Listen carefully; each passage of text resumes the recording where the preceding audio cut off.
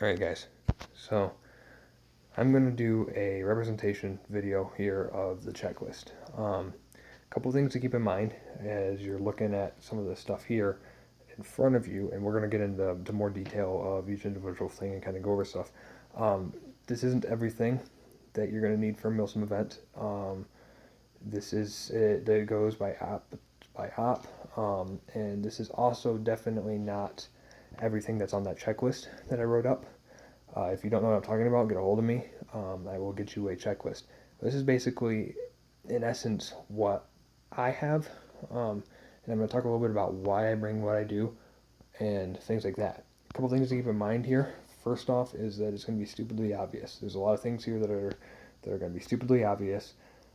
You're going to wonder, why would you ever mention that? I'm going to know that, but I just want to mention it anyway, so you have a definitive, complete list of what to bring to a milsim. So let's hop right on in here, and we're going to kind of go through each of these items and kind of talk about it a little bit, and kind of, let you guys know why and what it is, and how we're doing here. If there's anything I'm missing that you feel that needs to be said or talked about, or if there's anything that you feel needs to be added to the list, let me know. And like I said, if you need a copy of the list, let me know. I would recommend getting a copy from me and at least looking it over.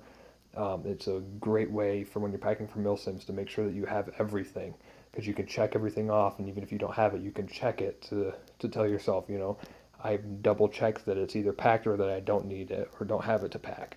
So here we go. Starting off, first things first here is my battle belt. This is my pistol belt. I personally run a pistol belt. This is to represent battle belts, pistol belts, any sort of belt like that you may need. Moving over a little bit, we have here a flashlight. This is to represent a handheld flashlight. For a lot of Milsims, you want a handheld flashlight, especially Milsims where we're going to be there for the weekend and there's a possible night mission. Next to that, I have a charger for the battery. I put this because I know I need to have it just in case.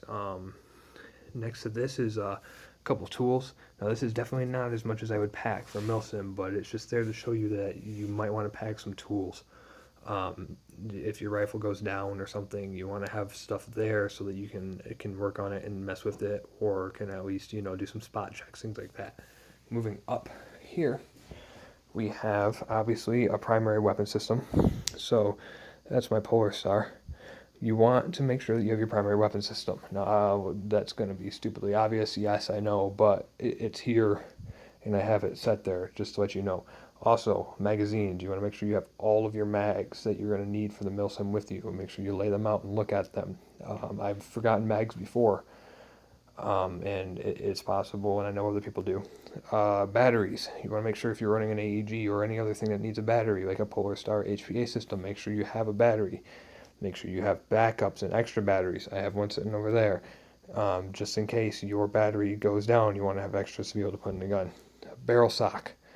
A lot of events, especially at paintball fields, make you carry a barrel sock, so make sure that you guys have barrel socks. I know the team guys should for playing at KA, but just make sure you have one.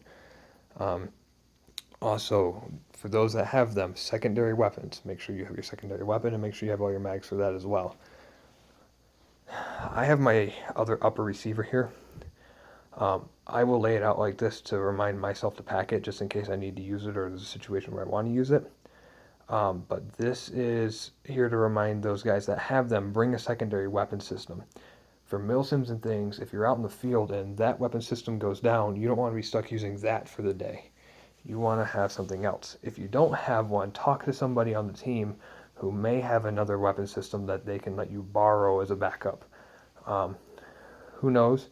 Some of the guys might bring one and might not even need their backup, so you might be able to use their backup or things like that. I don't have a backup with my Polar Star currently. My lower receiver for my AEG lower is not functioning, so I don't have one, but I have this representing that. Moving on, back to some more gear, your plate carrier. This is a big one that is stupidly obvious, but I'm going to go into a little bit more detail about this. Not only do you want to bring your plate carrier, and this applies to all of your gear, especially your tactical gear like your belt and your carrier, make sure you have everything on your carrier that you're going to need for the event. Sometimes guys will slim down their carriers for open day games and will not have all the pouches that they need.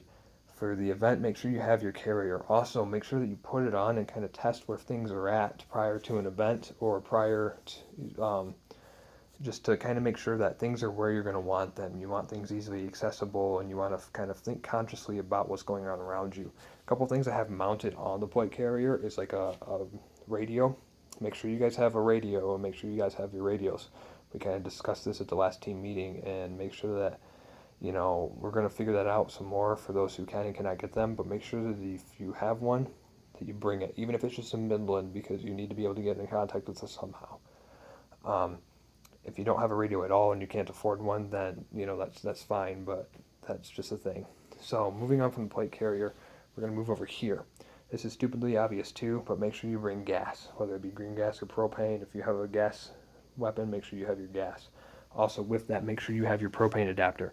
I can't tell you how many times I've had people forget their propane adapters and had to ask me to borrow mine. Make sure that you guys have your propane adapters. When we're trying to get ready for an event, we're all going to be loading bags and doing that stuff all at the same time, and we may not have time to be passing around speed loaders and mags and or propane adapters and propane and stuff like that. So make sure that you guys can bring your own if you need it. Moving on, boots. A good pair of boots is going to get you a long way in Milsim. Make sure that you guys bring a pair of boots. It doesn't have to be tactical boots. Brandon, I've got a pair of boots that I'm going to be bringing for you, so don't worry about that. But make sure you guys have a nice pair of boots. If you don't have any, make sure you contact somebody, try to get a hold of some, do what you can. Here I have an optional thing. It's an iron face mask. I normally don't wear them for Milsims, but I have this in my list just to, highlight you might want to bring some sort of face protection. Moving on, I have my air tanks. Again, this is something that not everybody needs.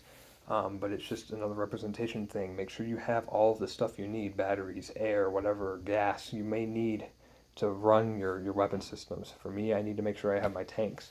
If you do have tanks, like Zach and I have tanks, make sure that you have air in them, in at least one of them, because you may not be able to get air fill at the location. So just make sure that you plan and have air good to go before. Next to that, I have a training knife. This is a personal preference thing. I personally don't bring mine to Milsims, and I don't really carry it around at Milsims, but it's there if I want it or if I feel like I might need it. And it's also there to represent for those of you guys who might want one. Battery charger. If you're running AEGs or anything that needs batteries, you might want to bring your charger. You may not always have access to electricity, but it's a good thing to have just in case. Moving on to some more essential gear, things that you have to have. Here we have goggles. I bring, and if you have this, I would recommend this too. I bring 2 pairs of goggles. I have 2 pairs. I have a primary pair, which are my ESSs, and then I have a secondary pair, which are my Bravos. Make sure that you have extra pairs, and if you have extra pairs and you have the ability to, make sure you bring extra lenses for your pairs of glasses. You never know when something might happen, a strap might break, something, and you don't want to be out the game because you don't have another pair. So make sure if you can, bring extra eye pro. Here I have headgear.